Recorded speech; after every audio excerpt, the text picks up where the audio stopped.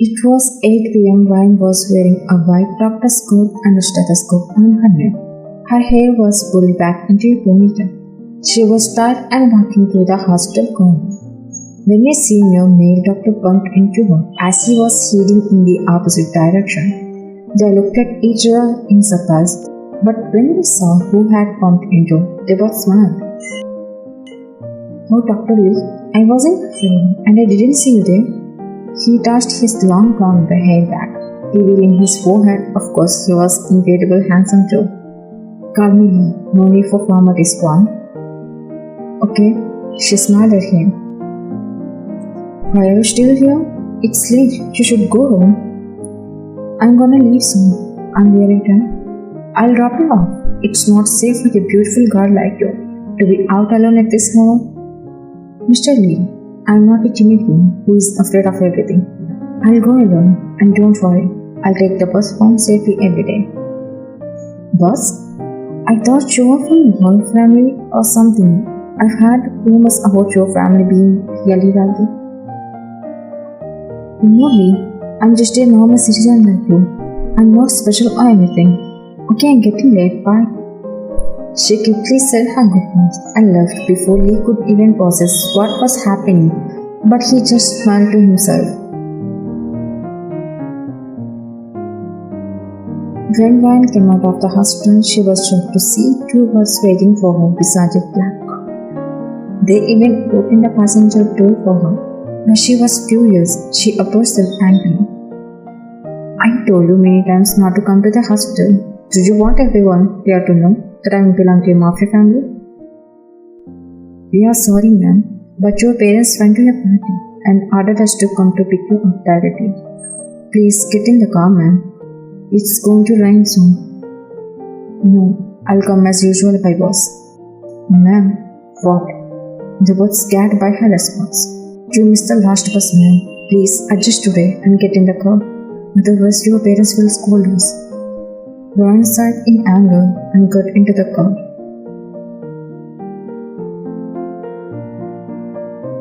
20 minutes later, Ryan stepped in her room, which is in the night. But when she turned on the door, she stopped dead in her tracks as she saw her monster, who is her fiance. Yes, she gets chills by saying it, because for the first time in her life, she tasted what fear was on the wedding day with him. He is none other than King David, whom she hates and is scared of the most. Welcome back home, Ryan. He was sitting near the desk, legs crossed, smoking. His aura was enough to scare her, but she steadily maintained her composure, refusing to let him sense that she would get chills just by seeing him. She might fear him, but she refused to appear weak in front of him, knowing that if he discovered her fear, he would dominate her even more. "What are you doing in my room? Leave." She managed to say it openly, without shutting. But he didn't give her a damn bit of attention. Instead, he smirked as he got up and walked towards her, standing just one step away from her. "That baby girl, don't you even know how to talk to your husband? You are my husband here." Then he banged her back against the wall by pushing her shoulder, cutting off her sentence before she could complete it. "Don't dare to complete the sentence. If you dare, then I won't hesitate to bring you down and in your own home right now." She felt embarrassed as he spoke over shamelessly. He saw the embarrassment on her face, which only made his mouth widen quietly. "Don't you have any shame talking like this? If talking like this is shameful, then what we will do on our wedding night?" He dragged on his cigarette and blew the smoke right in her face, making her cough. "Are you crazy? I hate the smell of smoke." "But I'm addicted, so you get used to it after wedding night," he said so simply, smirking. But she turned her face away from him, making her face disgusting.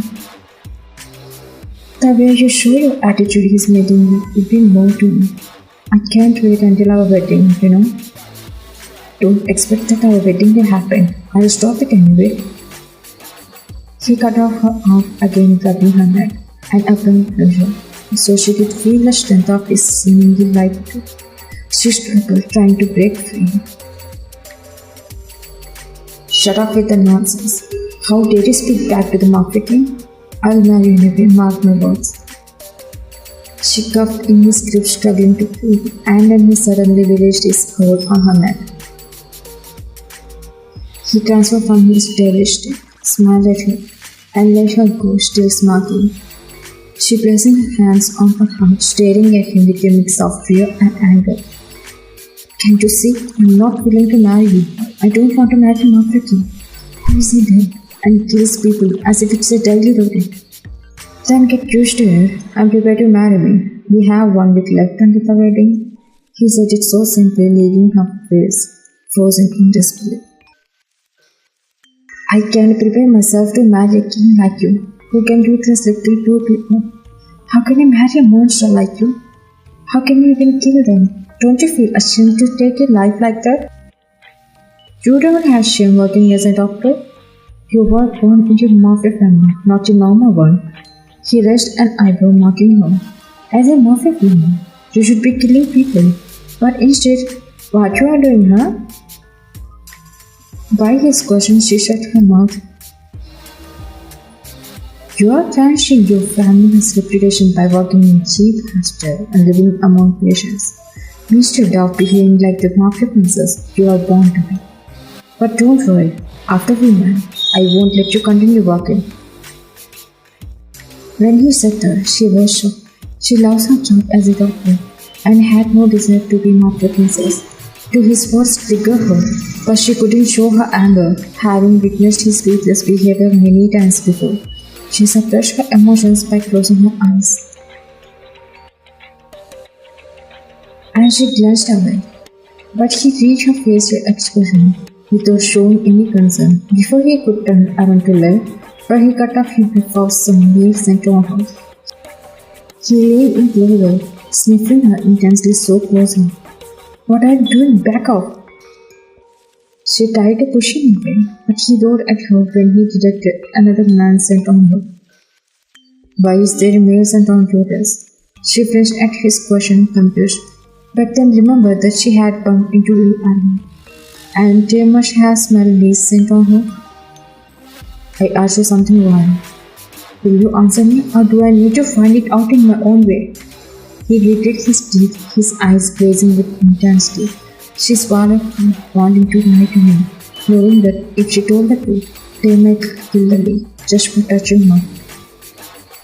It's must know someone else. Do you think I'm a fool? I know how you smell, and I know how your man smells. Now tell me who it is, or I'll destroy the hospital where you work right now. She was terrified knowing that they was capable of crying out of his throats. Please trust me, I work in a hospital, so sometimes I touch male patients too. Maybe the scent came from them? He gave her a death glare. His silence more menacing the words, but then his phone started ringing. He clutched his fist and his eyes still fixed on her and warned. I'm not sure what you are saying, but remember this, from tomorrow, you won't even touch an old man to check his pulse. Stay away from women too. I don't like anyone touching what's mine. And from tomorrow, I'll be keeping an eye on you. He left with a serious warning, leaving her feeling relieved yet. She closed the door behind him, took a deep sigh. She kicked the table behind her in frustration, but hissed in pain as she hurt her leg. Groaning, she sat on the bed, looking at the ceiling, pressing under her feet. He came to my room without my permission when my parents weren't home, and warned me not to touch others, as if he owns me. God, how can I cancel this wedding? I regret getting tied down by my promise. I shouldn't have promised my parents that I would marry whomever they chose, just because they let me become a doctor. But I never thought they would fix my marriage with such a monster. If I marry him, my medical career as a doctor would be sacrificed due to his rules. He will also destroy me. With his power after marriage, it's better to tell than to be his wife. I swear, he is already giving me shivers, dominating me.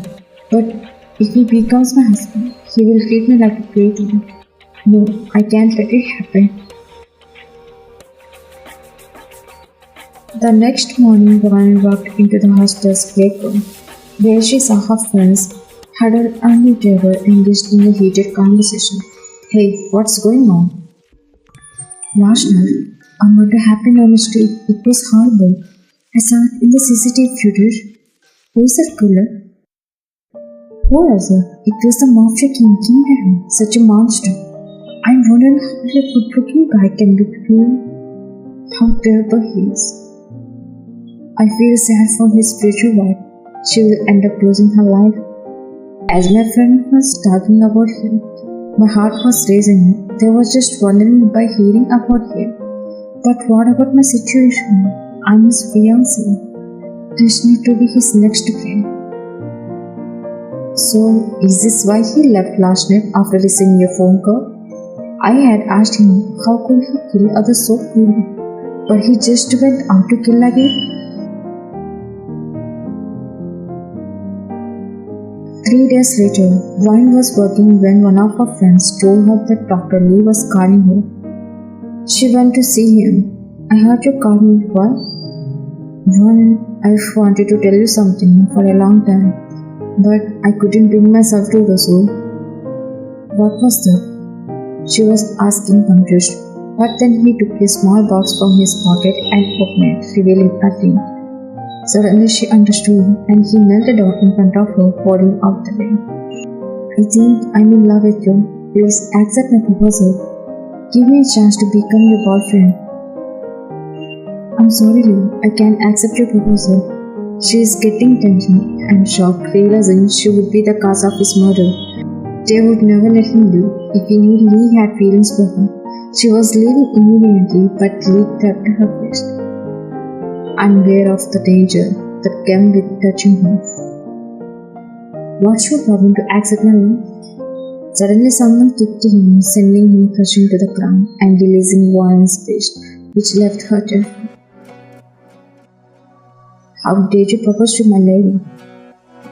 She kicked him again, started beating him. Warren didn't understand how they had arrived, having forgotten that he had told her yesterday he would keep an eye on her. She was about to stop him, but his guards blocked her up, holding up their guns without touching her. At least told him he is innocent. She screamed in fear, but they didn't listen as he continued beating Lee. He aimed Lee by the hair and slammed his head into the near back, making Lee's head bleed dangerously. Your dirty hands dare to touch my girl? He ground Lee's palm under the shoe, brushing it onto the ground. Lee screamed in terrible pain, while squeezed her eyes shut, trembling with fear, as they touched Lee in front of her. She was crying already uncontrollably, unable to bear the torture, feeling helpless as she was watching. She knew they was capable of violence, but she never expected to be this cruel. I really didn't know she was yours. Please stop. You know what you deserve for wanting my lady? This question made Warren's eyes open, and she saw the horrific scene before her. Lee couldn't even look at his face cut in his right hand broken. Her heart stopped when they took out a knife, poised to stab. Warren pushed the curse away and rushed to him, grabbing his arm to stop him. Please stop it, he did nothing wrong. They jerked her hand away, giving a death glare. While still holding the knife, Warren banged. He did nothing wrong. He dared to want what's mine. He really didn't know I was engaged. Not just him, but my friends don't know either. Please leave me. Why didn't you tell me? You got engaged. Warren remained silent. You didn't, because you are trying to run away from the marriage, aren't you? That's why you kept it secret? She couldn't answer him, but they were able to reach her eyes. His grip on the knife tightened, his teeth gritting in anger. You hide this because you love me, don't you? He raised the knife, ready to stab Lee in the stomach, but Vine blocked his way, tears streaming down her face. Please stay, don't kill me. I didn't love him, I promise, trust me. She was crying uncontrollably, not to cause Lee's death, but to save him from death. So it was then they touched her, seeing tears in her eyes for the first time, he losing his grip on the knife. Then why didn't you tell anyone? You got engaged to me. Are you going to answer? Or should I rip his skin away from his body right now? I didn't tell them because they are all scared of you. And they didn't even know I belong to Mafia family. If they knew, they would be terrified. How could I tell them about our engagement? Day's expression finally softened, and he dropped the knife from his hand and cupped her face with his bloody hands. But not to wipe away her tears, his gaze looked unto hers, intense and possessive. Remember, I don't care about others. You are mine. I'll climb it at our wedding, and then the whole world will know who is going to be my wife. The worst being, got it? She didn't answer, panic, but he raised a knife of impression. Then she nodded, her eyes still fixed on you. Don't you dare look at another guy. They might lose the life by chance. She flinched at his words, fixed her eyes on him. Till he is going to die. He is bleeding. Let's take him to. Why do you need to do that? He clenched his skirts, gestured to them, and they bowed before taking him away. Where are they taking him? You don't need to know. And go do your work. He released his grip on her cheeks, and she nodded before leaving, holding her fear inside.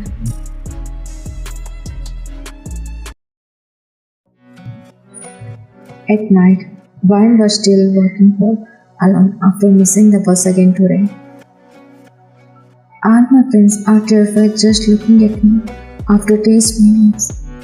I don't understand. Was it my fault for being born into a Mafia family? My parents even want me to marry him. Is it because he is a Mafia king? But why does they want to marry me and he knows I don't want? She was walking home when she noticed someone had been following her for a few minutes. So she quickened her pace. Fine was flawless, except when it comes to tea. So she daringly walked home alone at night. But as she walked, she felt a sense of unease, sensing something was wrong. Maybe the creepy person is Jay's girl. Since he said he would keep an eye on me, but if he is working for that, but days hide whenever I try to look back at him. Just as she approached her home, a car pushed and stopped, and a masked man jumped out and grabbing her. With a hand, she punched his jaw. Of course, born into a Mafia family, fighting was in her blood. So she punched his jaw without hesitation, but she was soon surrounded by a group of strong men in black masks. When they tried to take her, Vine fought back with punches, but they were too strong. They tied her hands behind her back. Leave me, who are you? Struggling to free herself, but they didn't respond. Instead, they dragged her towards the car and threw her into the vehicle. Vine was holding back her tears, screaming on them, and the man didn't respond or remove the mask. Where are you taking me? Who are you? She asked, but they didn't answer as the car came in. Suddenly, a bullet tore through the window, and one of them looked out and saw something and became scared. Shit, just as we feared, he's already found us. He's chasing us. What do we do now? The man was shocked, and Warren couldn't believe that someone could instill such a fear in the strong man. Another guy spoke up from the driver's seat, speeding up the car. Guys, no matter what happened to us, she's important to our boss. Boss? Who is your boss? Who was chasing you? Guys, attack him. Just as they were about to launch an attack, their car lost balance and skidded when a big truck crashed into them from behind, sending the car spinning and landing upside down on the ground. Dust flew everywhere.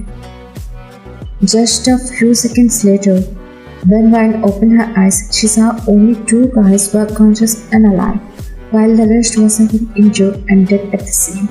She tried to escape, but her head is spinning because of the accident. As her hands went down, But two conscious men grabbed her and kicked open the door and started. Let me go, she repeated. I had screamed, but the two men didn't listen, dragging her until they suddenly stopped and released her wrist. Brian looked at them with confusion, wondering what made them stop. Following their gaze, she looked ahead and saw a chair sitting in front of her. His legs were apart, holding an iron rod in his hand. Brian's dizziness vanished instantly at the sight of Kay, his presence having a profound effect on her. She realized that he was the one who had bumped into the car with his truck, stopping their escape. How dare you kidnap my girl? He stormed towards them, grabbing her. They aimed their guns at him, but he swiftly threw the crowd at one and kicked the other, taking both them down. He didn't give them the moment to fight back. He immediately started to beat them in front of her. You dare to touch my girl with your dirty hands? He spoke, he twisted the guy's arm, the sound of cracking was echoing through the air. Please stop, don't. They ignore her please, his gaze shifting to the other guy. Why did you plan to kidnap her? The man remembered shaking his head and howled backward. I can't bear the thought of your mind, even considering wanting my wine. One's eyes widened in horror as Tace was ended with a death action. She tried to intervene, but Tate reached the man's neck, ending his life. Brian froze, her soul seeming to leave her body. She stared at the dead bodies. Tate got injured, approached her, rolling up his sleeves. The brutality with which he had taken the knives left her comatose as he reached out to touch her cheek in his body hand, but she stepped back from him. How could you murder them like that? Can you make a murderer kill another person in such a terrible way? Do you think I would just eat popcorn and watch like a minute someone try to kidnap my fiance? No way, that's why I kill them. And not just them, anyone who dares to come between us will meet the same end of us. I won't let anyone touch what's mine. That second she looked at him as if he was a creepy psycho standing right in front of her, and the way he was claiming her as his was something she couldn't accept. Stop saying mine. No, I'm not yours. I'm not yours. She burst into tears, shaking her head. You are a psycho who wants to marry me, baby. Who said I love you, baby girl? That one word made her look at him in panic. There is no love involved in marrying you. She felt a lump in her throat as she stepped back, trying to pull her hands free from the house. But he took a few steps closer, pulled her body to his, and he ran his index finger along her jawline. Then why you want me to marry you? Because you are mine. I don't just want you, I want all of you, including your son. I want you like there is no tomorrow. I must have you. I'll get you into mine, into our dark world after our wedding. And of course, marriage is just a formality for me to have you legally. After marriage, you will take my name, become my queen. If you dare to refuse, then I'll make you my slave, my everything. You can't escape my death obsession for you, where there is no exit once you enter.